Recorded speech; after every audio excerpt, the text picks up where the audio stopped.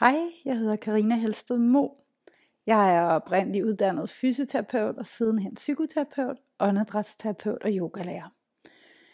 Det her forløb er til dig, der kunne tænke dig mere ro og sænke din stresstilstand. Og det gør vi blandt andet ved at lave en praksis morgen og aften, hvor du træner din 8. sans. En sans, som forskerne har fået øjnene mere og mere op for, men som man ikke har talt særlig meget om.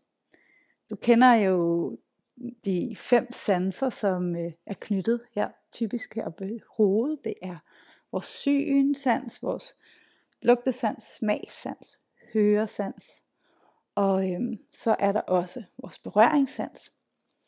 Så er der de indre sanser, som er balancesansen i det indre øre, stillings- og ledsansen. Og så er der den her 8. sans, som hedder den interoceptive sans. Og det er den, hvor vi mærker, hvordan har vi det egentlig inde i kroppen. Er der uro?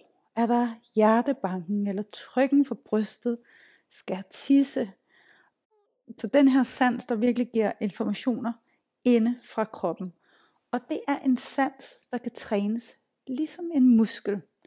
Og når vi træner den her sans, så sænker vi stressniveauet i kroppen.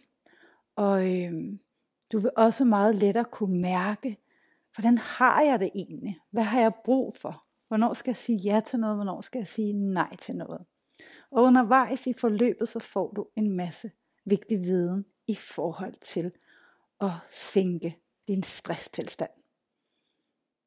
Rigtig god fornøjelse.